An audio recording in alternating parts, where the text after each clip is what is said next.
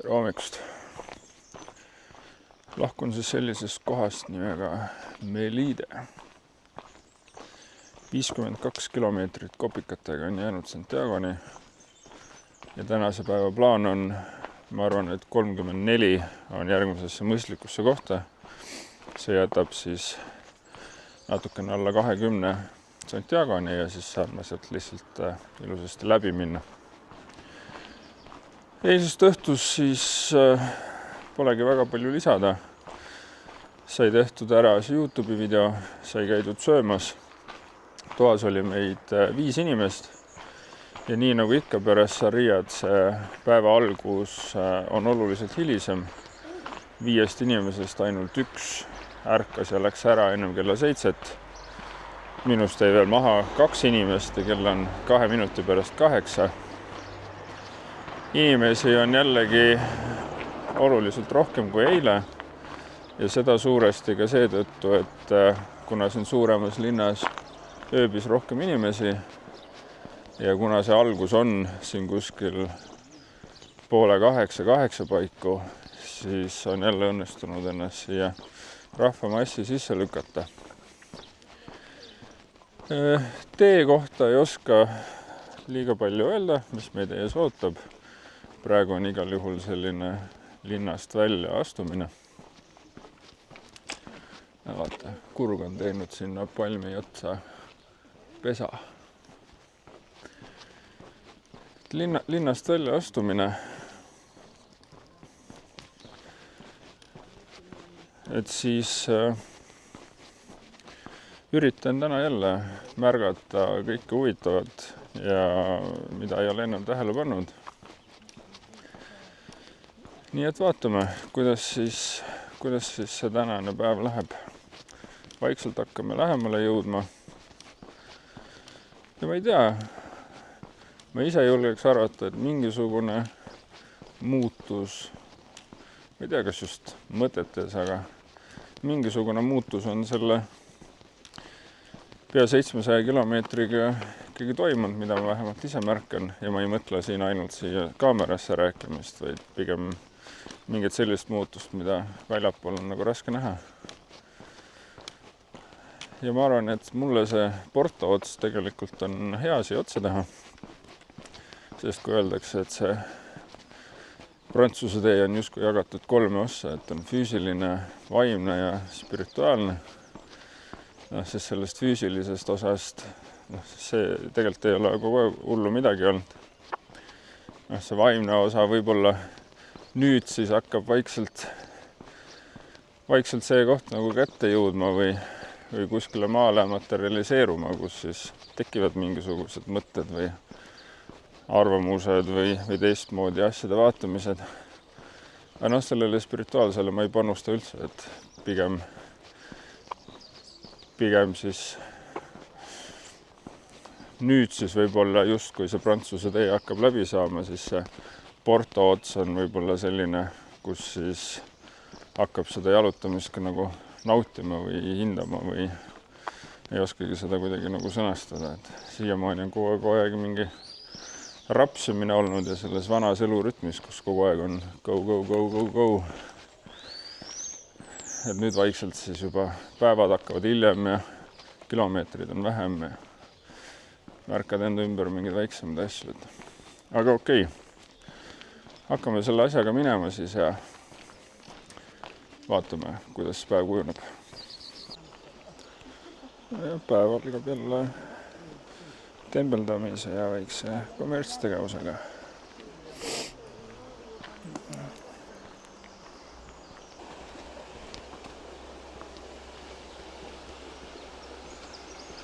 Praegu on küll selline mõnus looduskaunis rada. Ei ole siin päeva alguses kohe midagi ette heita. Keeras siia metsasalusse lai metsatee. Vee puliseb, linnud laulavad. Mets on korralik, ei ole mingisugune võsa.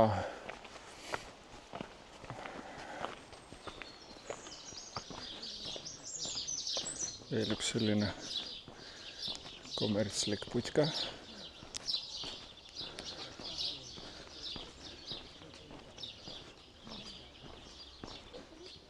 Mis on nüüd siis lahti on? Jälle keegi püüb midagi. Mõnisada meetrit vahet ainult. See tundub natuke selline hipilikum olevat.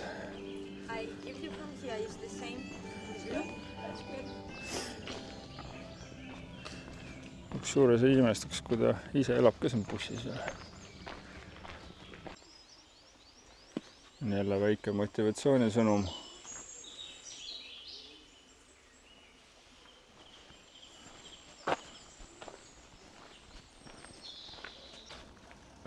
Ma olin ikka selle peale mõtlema, et kui need konstruktsioonid olid kunagi selleks, et talletada oma toitu ja muud olulist kraami, siis miks need on siin tänava ääres ja sissesõidutee juures, mitte kuskil tagaaias peidus?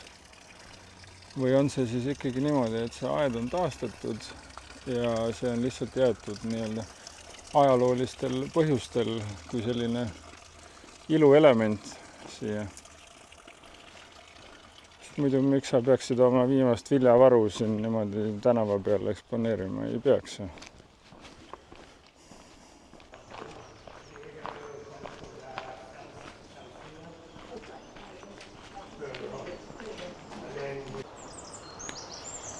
On siin viimasel ajal ka selliseid looduslikke puhkamiskohti. Ja muidugi Hispaania on ju suur ja lai.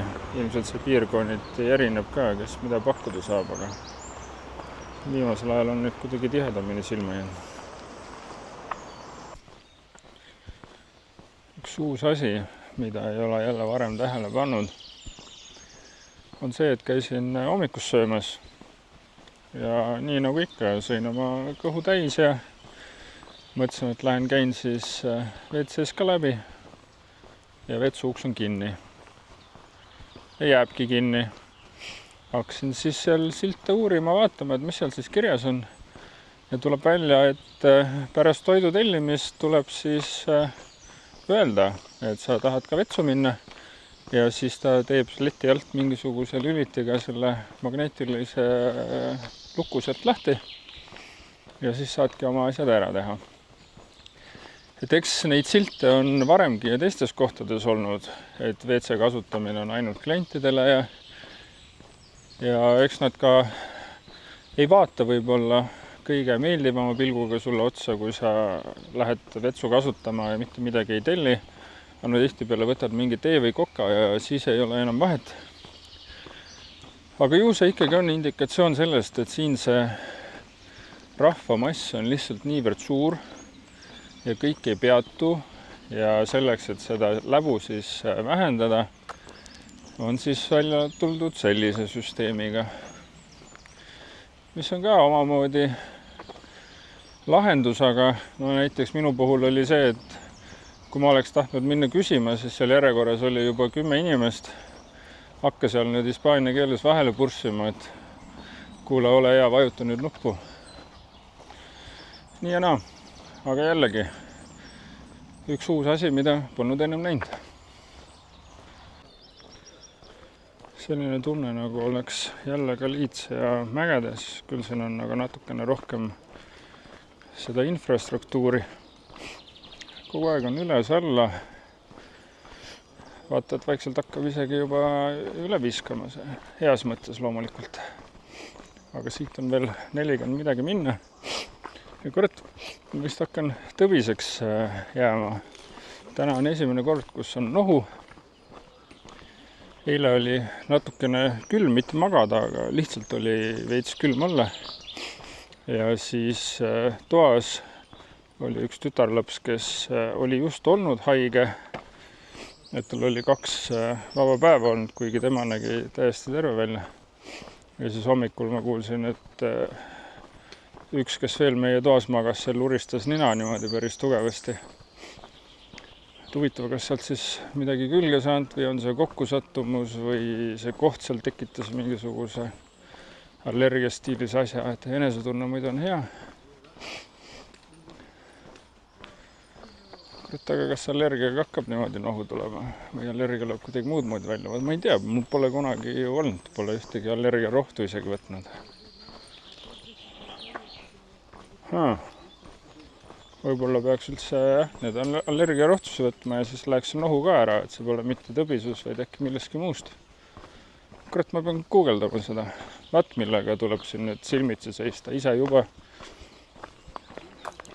kurat üle 30 aasta elanud ja ei teagi, kas allergia paneb nina kinni või nina lahti või mis see allergia tegema peaks. No ilmselt neid on erinevaid, aga küll läheb kurk kinni ja küll lähevad silmad paista, aga mis ta just selle ninaga teeb, selle peaks välja uurima.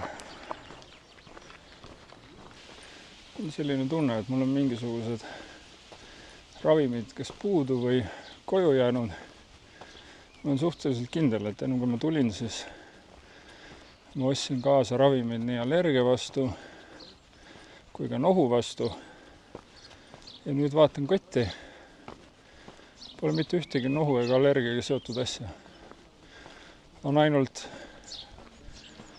suur hunnik mingisuguseid kurgutablette.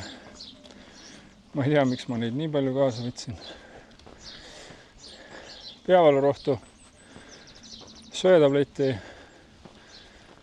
mingi kõhuhädade vastu. Aga kuidagi nohu ja allergia on täiesti puudu. No õnneks see koht, kus täna lähen, seal on suurem peatuspunkt, seal on ka apteeke. Ja mis siin Hispaanias on hea, et ka need apteegid töötavad selliste meie jaoks nagu kahtlastel tundidel. Et neil on küll päeval siesta, aga minu meelest, kas nad on 8:30 või 9 isegi lahti. Nii et tegelikult on veel lootust ka mingisugust nohurohtu sealt saada, mis on hea. Loodame, et tegemist on mingisuguse allergilise reaktsiooniga selle majutuskohale. Ja loodame, et ei jää haigeks. Päris nii see ei ole, et kogu jalutuskäik ikkagi ainult metsa vahel on ka selliseid tsivilisatsioonile lähemal olevaid hetke. Kui meil Eestis tundub olevat 2 populaarset õllemarki, siis on Saku Original või A Le Coq, siis siinkandis tundub, et on ainult see Estrella Galizia. Mõnel juhul on isegi niimoodi, et pole baaris näinud ka liiga suurt valikut, et kui küsid õlut, siis tihtipeale ei olegi küsimus see, et millist sa soovid, vaid küsimus on selles, kas suur või väike. Ekraanist tuleb ainult üks valik. Vähemalt selline on see mulje mulle jäänud.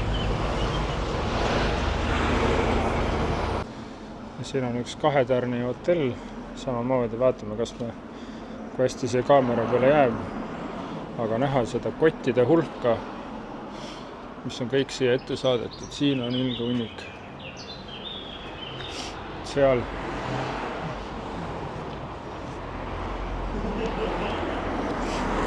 Nagu ma enne mõnes videos ütlesin, et neid kotte on kogu aeg ette saadetud, aga mitte sellistes kogustes.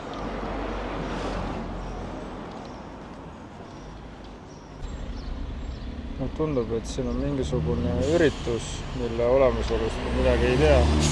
Et siin on hull hunnik autosi.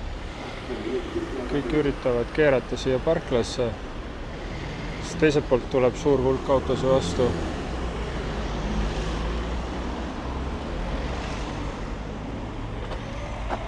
Huvitav.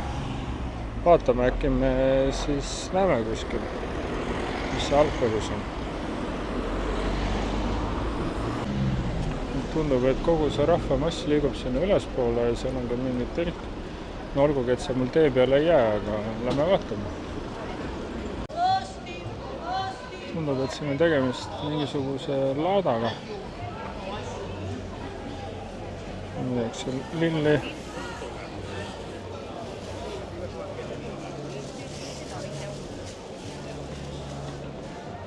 Saab süüa.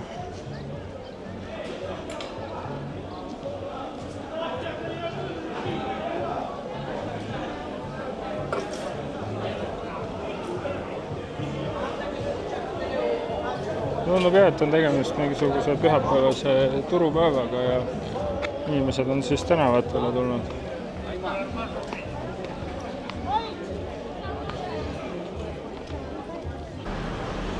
Vähemalt saime teada, millest selline suur rahvaste ränne siia tänavatele tulnud on. Ei teagi, kas see on siis tavapärane ja toimub iga nädal või olen sattunud lihtsalt mingisugusel õigel ajal siia. Ja tore, kui sellist kohalikku värki toimub. Ma aga jalutan siit edasi ja ei jää siia turule omale midagi juurde otsima, mida veel rohkem endaga kaasast tassida ja koti raskemaks teeks. Siin tundub, et on mingisugune söögikoht. Me teeme väikse kokajääga.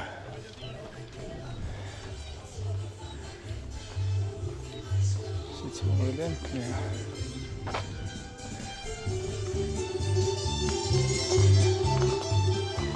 exclusive toilets for clients. Okei.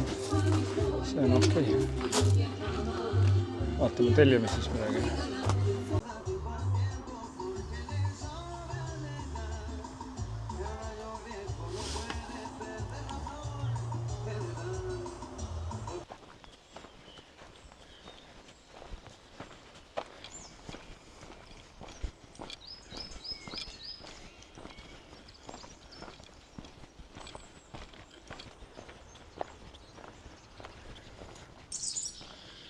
Huvitav, siia paremale poole jääb selline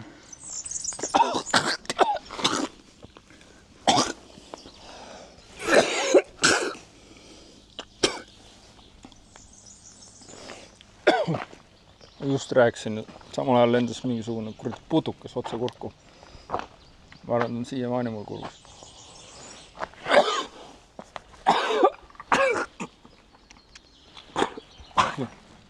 Perse.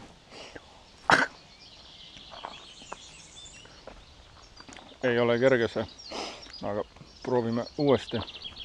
Olgugi, et kuradi raive kipitab ka kurvas. Okei, võtame lonksu vette.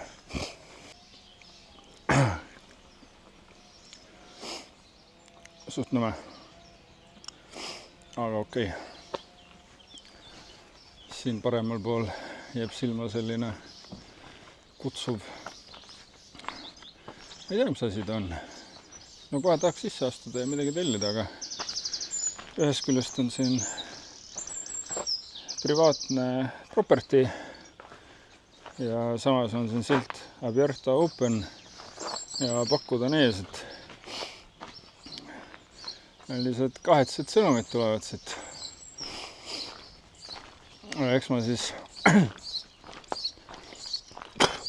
pean seedima seda kõva koorega putukat, mis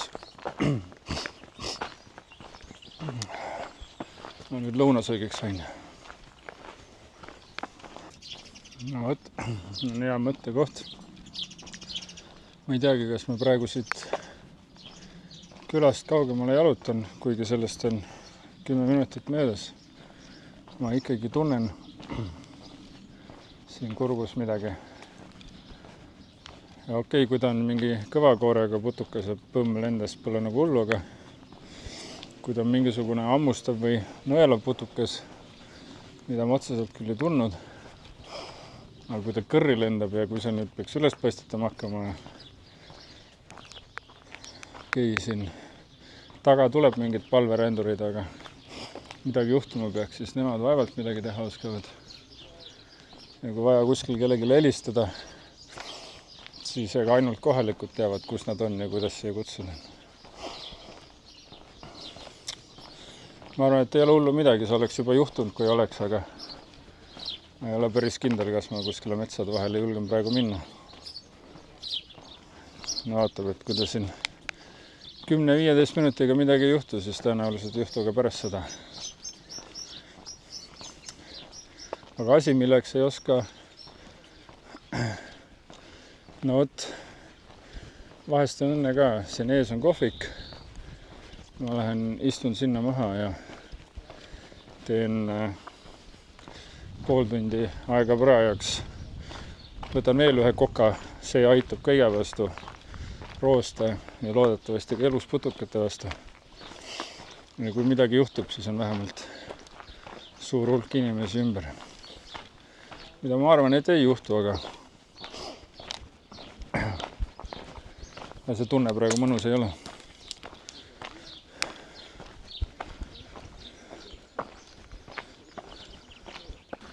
No vahepeal on pool tundi mööda läinud ja nagu näha, siis ei juhtunud midagi.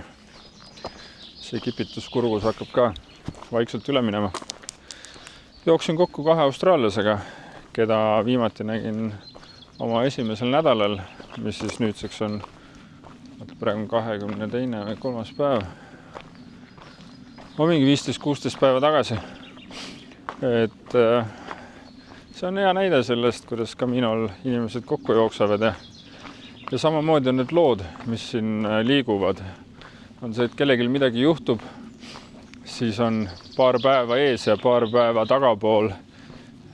Kõik kuidagi liigub see info inimestelt inimestele, kes liigub aeglasemalt, kes kiiremini ja siis ühel hetkel lähed uude linna, saad inimeste kokku, siis on, kuule, ma olen kuulnud seda või kas sa oled see või sarnases stiilis küsimused. Aga okei, nüüd on see elevus üle elatud. Oli, mis ta siis oli. Jalutame edasi.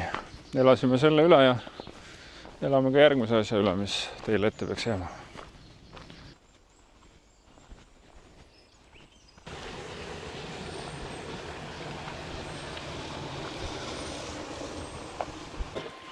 Siin on ka mingisugune lahe leiutis.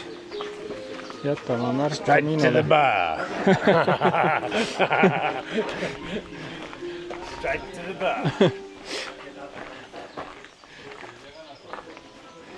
Aga siin on mingisugused võimalused, siis ma saan aru, juua õlut ja siis personaliseerida oma pudel ja jätta see siia endast maha. Personalize the Camino, kus see nende slogan oli. Et iseenesest on tegemist sellise mõnusa turunduslükkega. Kui niisama joogiisu ei ole, aga kui sa tead, et see sinna jääb ja antakse marker ka kaasa, siis oled võib-olla natukene altine seal peatust tegema. Pole ju paha mõte.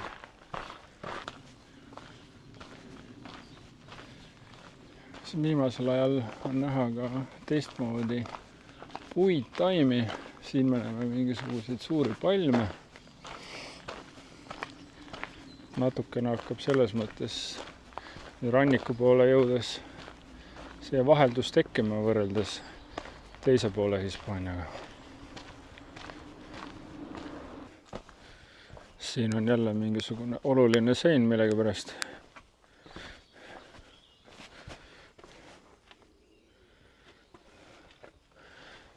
Või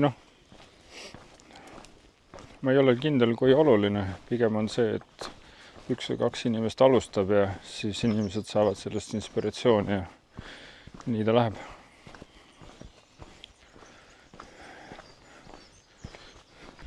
Pakutakse teha ka tätoveeringuid, mingi Camino eri.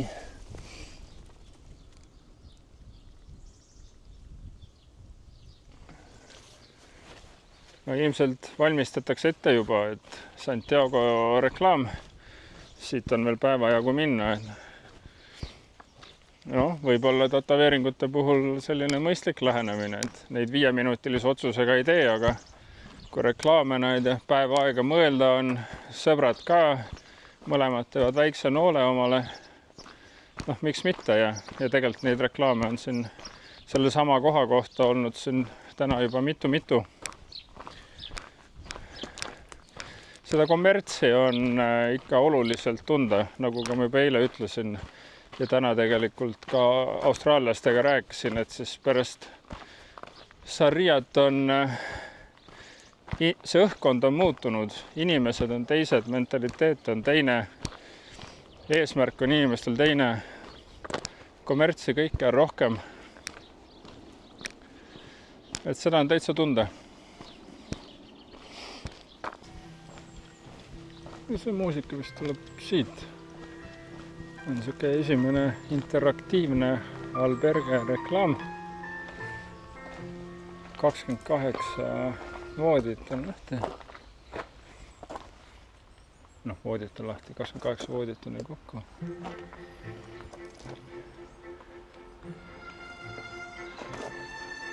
Ja läbi selle on see mingi... Nojah. Miks mitte? Hüüab ju tähelepanu küll.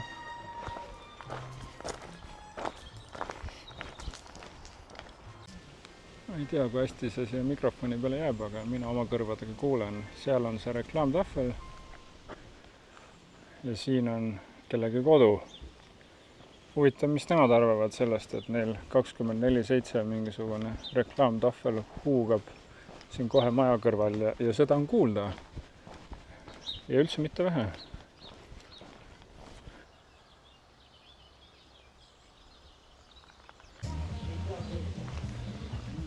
Mingisugune telklaager. Et kui mujal on alberged ja magad toas voodis, siis siin saab magada sellistes eraldi telkides. Aga päris lahe mõte.